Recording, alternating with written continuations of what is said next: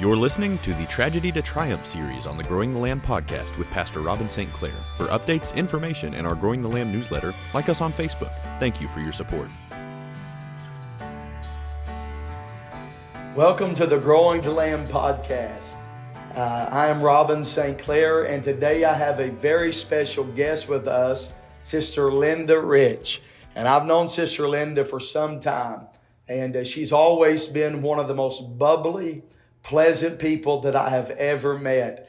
And Sister Linda recently wrote a book entitled, God is the Master of My Storms. And I've known Sister Linda for some time, and I've known some of the storms and the trials of life that she has been through. And it has been my desire for the Growing the Lamb podcast to have a series of podcasts that deal with from tragedy to triumph.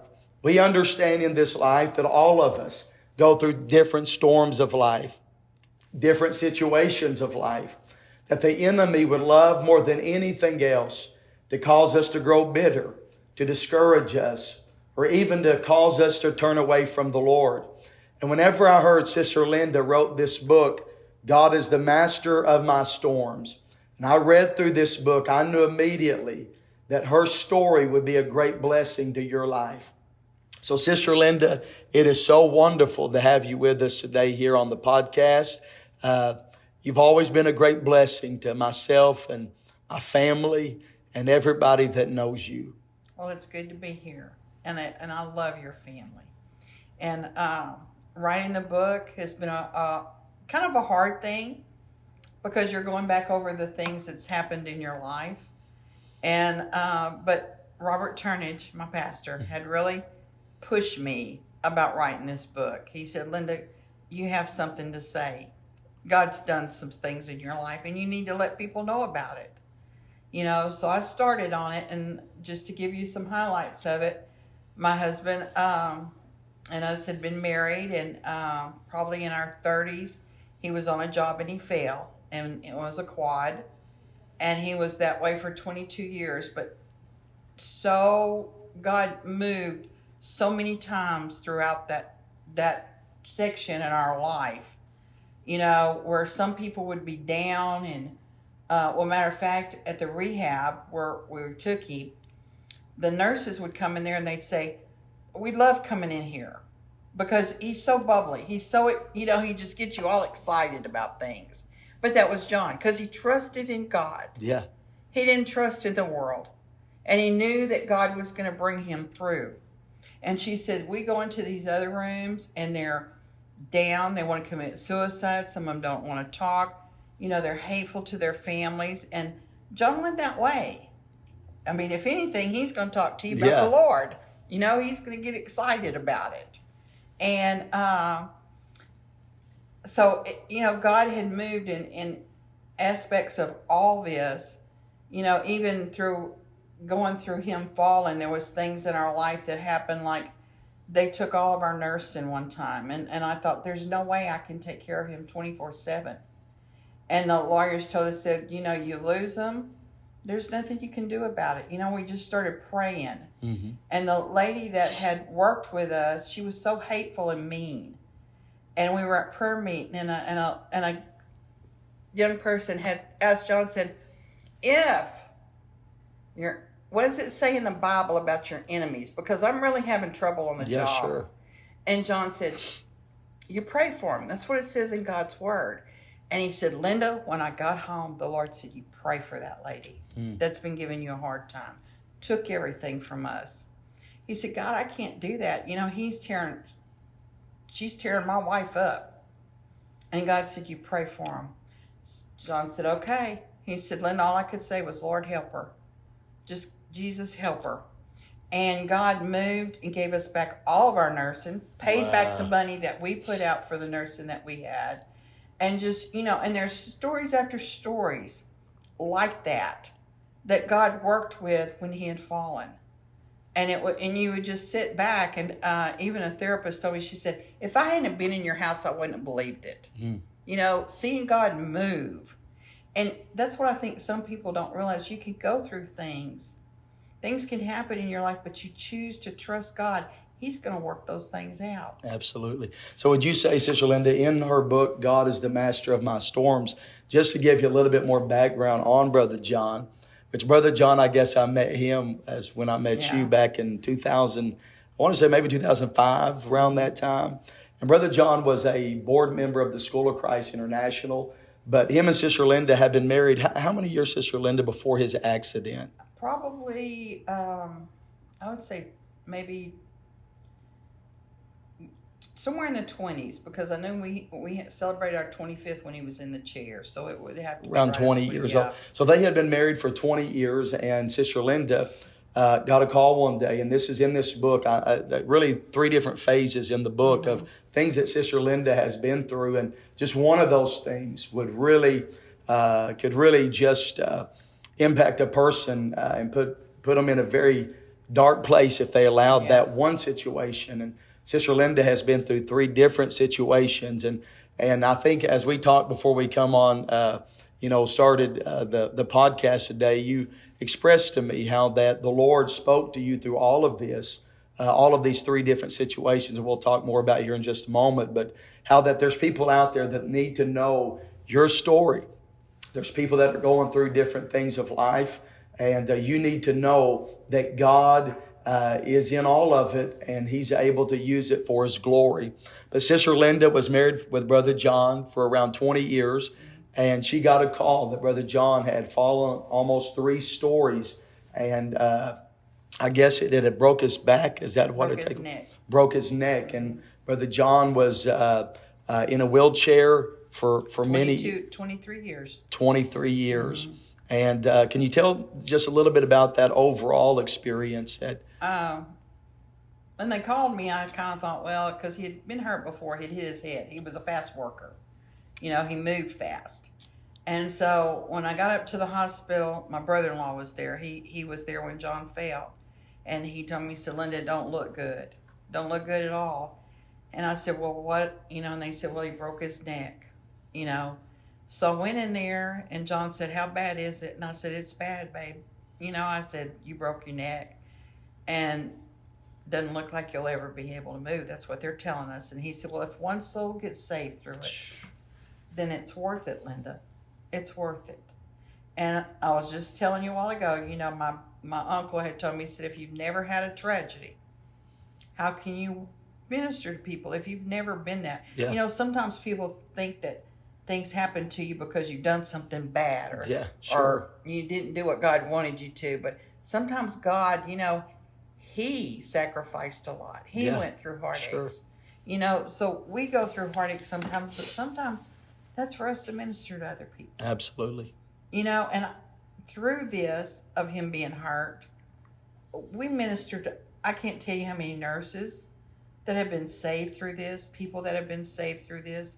People that didn't have hope saw that there was a hope.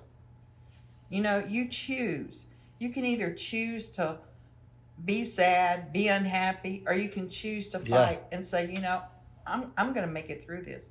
God's going to help me make it through this. And He does. I know with Brother John and yourself, all the times that I was around you, Brother John was probably, as well as yourself, 2 of the most faithful people to the things of the Lord that I've ever met. I remember many times Brother John, now when we say Brother John couldn't move, he was in a wheelchair that he was paralyzed. From his neck down. From his neck down. Mm-hmm. And Brother John, he was always the first one at the prayer meeting, the first one at the church services. And I remember one time I thought, Sister Linda, about all the things that Brother John had to go through just to get there. Oh, yeah, it took an hour. When he woke up in the morning, it took an hour to get him just out of the bed, the things that had to be done. Then once you get him out of the bed, it's not like you just jump in the car and let's go. It's you have to prepare for things. You have to get ready for things. So maybe an hour and 30 minutes just to decide you're going to go down to Walmart, or you're going to go to church, Yeah. And even with John, even when there was days he didn't feel good, and I'm talking you didn't feel good. Yeah. I'd say, well, do you want to stay home? No. Yeah. Let's go to God's house. I can feel bad there. Yeah. You know, God can touch me. Yeah. And he was always so faithful about that. You know, he did not like to miss. And I know even for myself that Brother John was always, and yourself included, was always such an encouragement to me. Every time I looked at Brother John, and he would be praising the Lord, lifting his voice. I mean, during worship, during the message, there were amens, hallelujahs. But, you know, you look at that in the first part of your book, Sister Linda, you deal with that experience. And Brother John and all of those years of going through that and walking with that through him, both of you. And that one experience would be enough to really cause people to just become completely discouraged in the things of God. And but you two approached all of that for the glory of God. And I've heard many places throughout the world, people that Brother John was such an encouragement to them. People that seen him at conventions or came to the church and was always such a great blessing. And Sister Linda, in the first part of this book, you deal with that, but you've been through more than just that. Yeah, and I want to say this, and this so impressed me when he first got hurt. And I'm sorry if I cry. No. But he said, if I could just raise my arms and praise God, if I could just hold my Bible, if I could just get down on my knees and pray with people. You know, and I thought, there's times we go to church and the pastor will say, raise your arms and let's praise God. He'd have given anything to do that. You know, and sometimes it's like, well, I'm tired. I don't feel like it. You know, you take for granted, I get to hold my Bible and read it. Yeah. I can get down on my knees and pray. But not once did he get discouraged or get upset. Yeah. If he really wanted them hands raised, he'd look over and said, Linda, get that arm and raise it up there, and I'd raise that hand up, you know? But people don't realize, you know, how when you lose something, something, and that was important to him to raise his hands and praise God.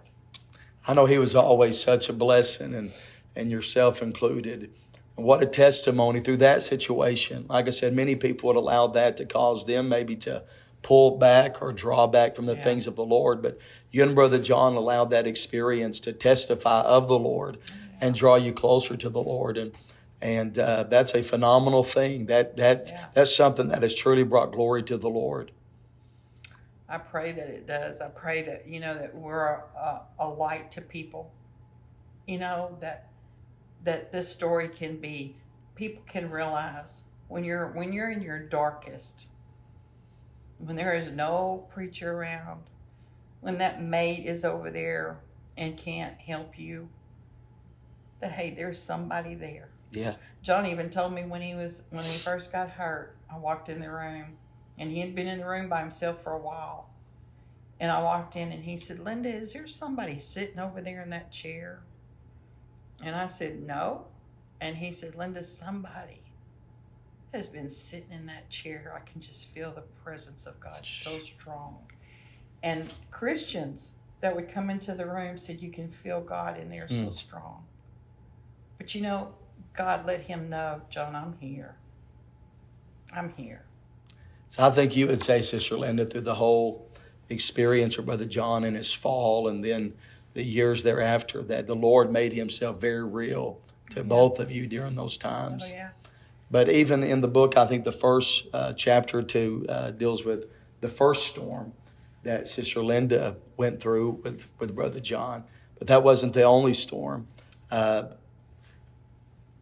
John and Sister Linda had a very precious girl. And my wife and I got to meet her. If you ever met Tiffany, she was the life of every service, every get-together.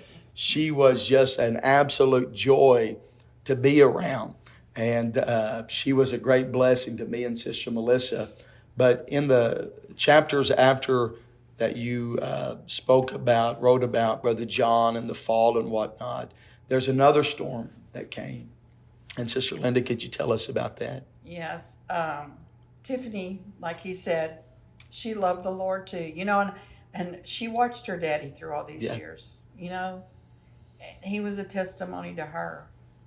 And she kept telling me, Mom, I want to get married. I ain't ever going to get married, Yeah. I talked to you about it, She was in her 30s, and she said, I'm never going to get married. God's going to come, and I'm going to be here, But God sent her a man, and they got married.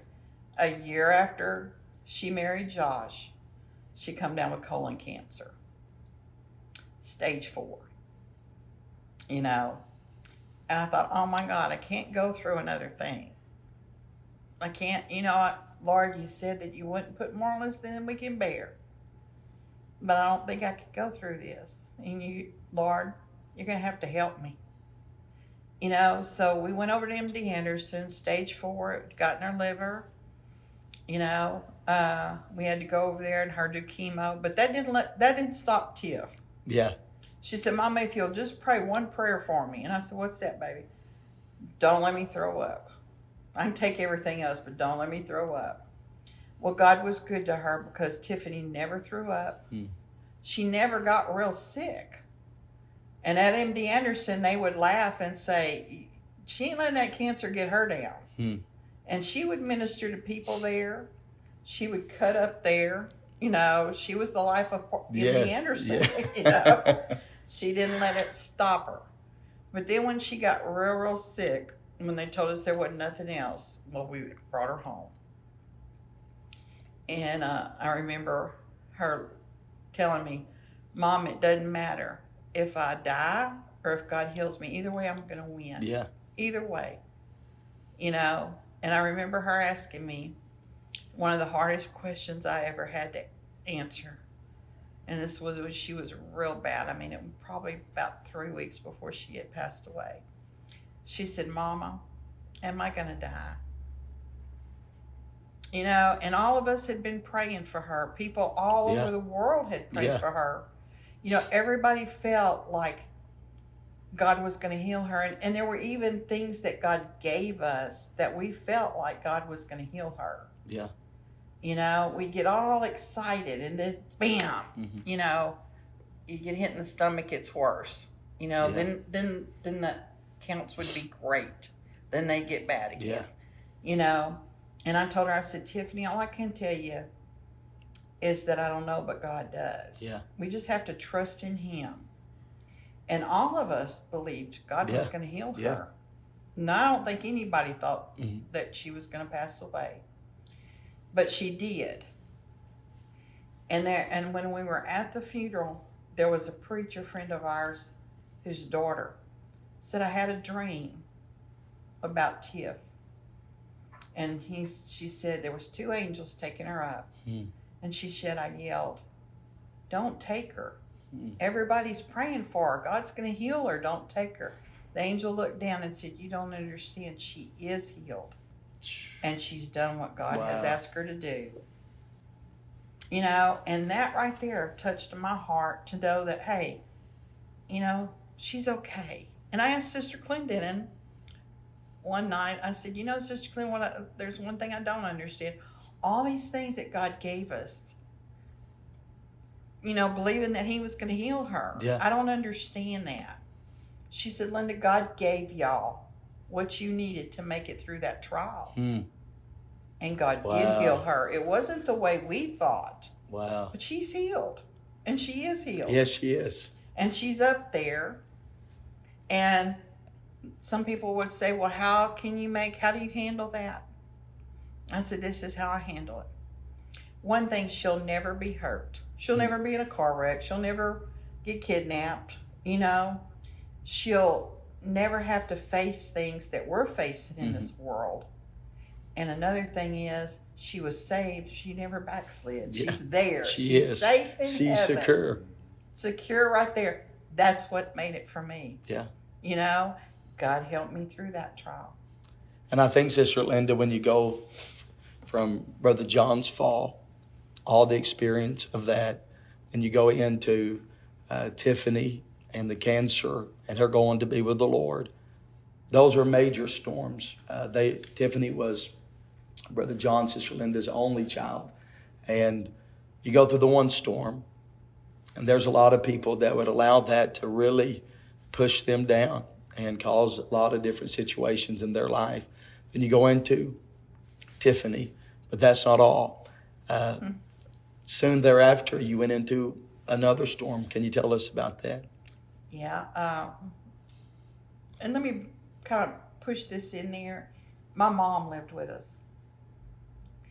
And my mama died probably 5 months before Tiffany died. So not only did I lose my mom, then I lost my daughter, you know? And she was my anchor at times, you know? But then going back to my next storm, John kept telling us his stomach didn't feel good. And, you know, he couldn't feel. He just knew something wasn't right, you know. And so we took him to the doctor. And sometimes I'd go to the doctor with him. Sometimes I wouldn't. Usually the nurses would take him because he was healthy as ours. Yeah. Wasn't nothing ever wrong with him, you know. And when they got back, he said, I want to talk to you. And I said, okay. So we went back to our room, and he said, Linda, he said, I'm going to tell you something. He said, I got pancreatic cancer. And he said, I don't want to take chemo. He said, either God's going to heal me or I'm going to go be with our girl. He said, now, you prayed me back when I got hurt. Don't pray me back this time unless God gets me out of this chair. Because he'd been in that chair for 22 years. Yeah. And he was Brother Robert Turnage used to tell me, he said, I can't think about that because he said, John was so active that I get claustrophobia thinking about it, him being in that body. And John, you know, he didn't complain about it, but he was tired of being in that chair. Yeah.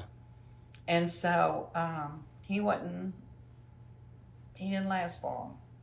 It was, I think, 4 months that it was from diagnosis to John going to be with the Lord. Passing away. And that's when I told the Lord, I said, Lord, I'm coming back to you again. When John told me, you said you wouldn't put more on you than you can bear. Now I've bared losing my child. I bared John being hurt. You know, I can't do this. God said, Linda, you bared it, but I'm going to carry you through it. You don't have to do it. You're not going to do it. I'm going to do it for you. And he did. That time with John was honestly the best time in our life. That we sat and talked about things and talked about heaven, talked about what he wanted to see with our girl, you know. And, you know, like we were talking, there's times you sit there and you think, you've lost them. But, you know, as a Christian, I get to see them. Yeah. Won't be long, I'll get to see them. They're there, waiting. You know, God didn't take them from me. He's got them safe for me. Yes. Nothing's happening to him. Yes. John, I told Brother Robert, I said, you know what? He is not walking the streets of gold. He's running them streets of gold. Yes, he is. Because John ain't going to be still. Yeah. He is up there running. They're probably still running. They haven't caught him yet. Him and Tiffany, they both running. No one knows too. You know, but if people will just let God be there for you, he's going to help you through it. Because I'm not a strong person, you know. Never have considered myself a strong person. And people will tell me, oh, you're strong. You know, no, I'm not. You know, you could ask my family, I'm not. But through God, I am. Yeah. You know, there's still times I cry. There's still times I have a hard time. But when I have that hard time, you know, I was telling somebody the other day, I said, I remember when me and John were out preaching. We were in the middle of nowhere. I think we were in Maryland, and we were in the middle of nowhere. Tiffany was probably 5 years old, and the car broke down. We didn't have hardly any money.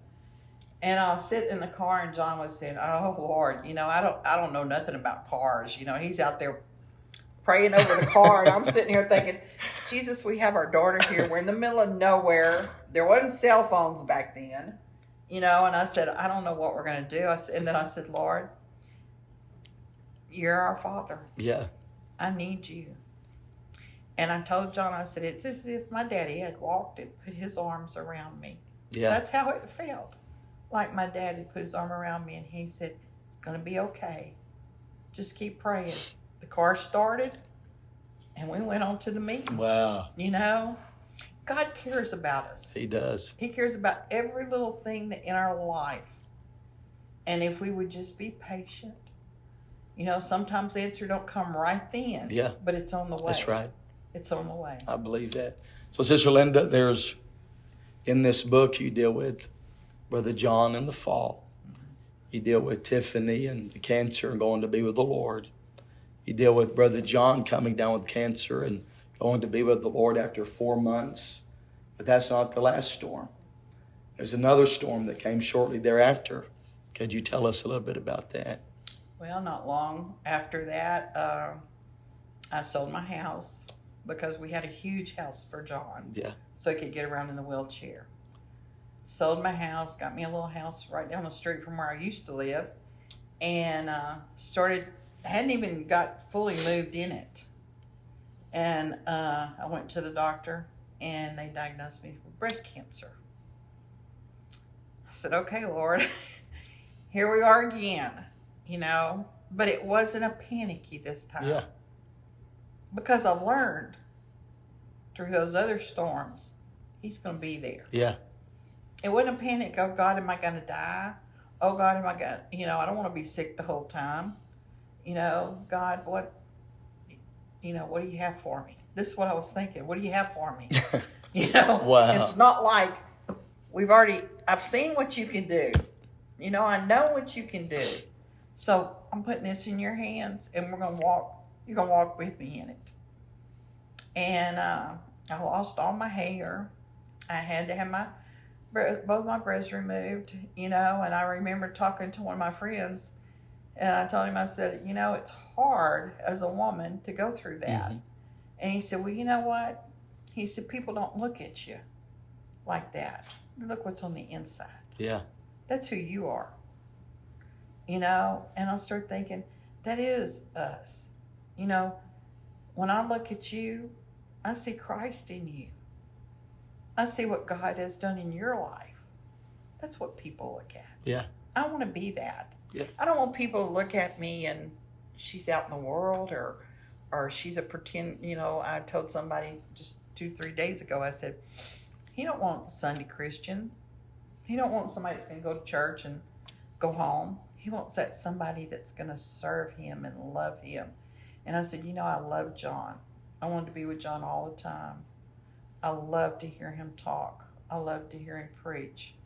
You know, that's what Christ wants. Yeah. He wants that love like you have for that child or that husband. Make him the first thing. Yeah. You know, let that be your first. And when you make him your first, he's the one that brings you through all those storms. All those storms. And, you know, after I finally get over the breast cancer, doing good, I think, oh, this is it. I go to my sister's.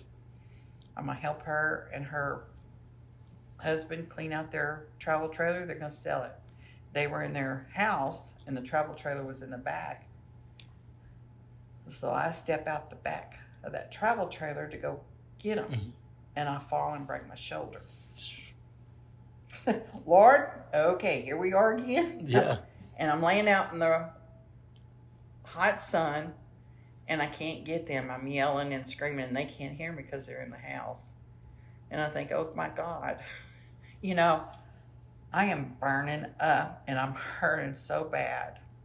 But God come to the rescue again, brought me through that. And through that, I got to witness to people. I got to talk to people. You know, I don't know what he has in store for me next, but, you know, it's an exciting life. And I think, Sister Linda, looking at this book and all of this, and there's a lot more information in this book, God is the master of my storms.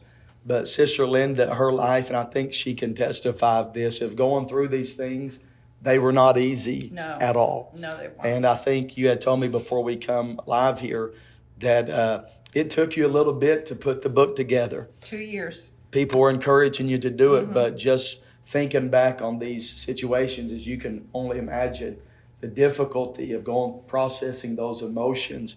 It was really hard to write it down and get it all in a book. Oh yeah, I did okay with John's the first chapter. But when I got to Tiffany's, it's like losing my baby all over again. You go through all the emotions of what you went through, the things that you went through. Like I said, sometimes life is not easy. Mm-hmm. It's hard. Yeah. And even though you pass a test, sometimes you still have things that you have to go through. But not once, Robin, not once has God failed me. Not once. Through all those storms, He's been there every single time. Never, ever did He leave me. In times when there was nobody at my house, just me. And I thought, God, I miss my husband. I miss my child. I wish they were here. But I feel them arms wrapped around me. It's going to be okay. And I told my sister, I said, I'm just now feeling like, there's a breather there. I'm happy, but God's put a joy there. Yeah. Because I know it's not going to be long. I'm going to see them. Yeah. And them storms I went through were worth it because lives were touched. Nurses, I can't tell you how many nurses God ministered to.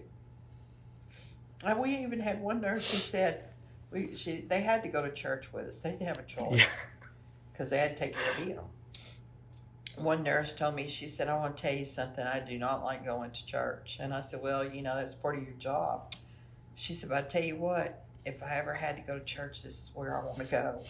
She knew God was real. She knew John was real. She knew that our life was real. She said, that's what I want.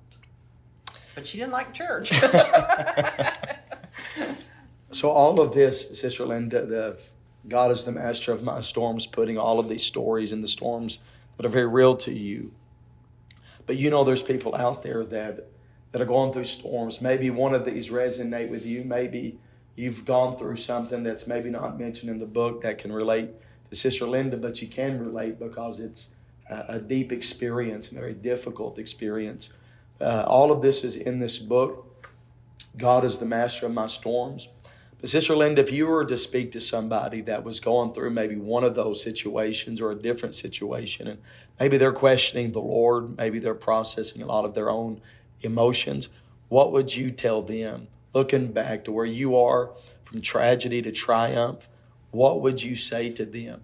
The scripture, I was telling my sister for the last 2 days, the Lord said He'd never leave you nor forsake you. He never leaves you. If you would just lean on Him.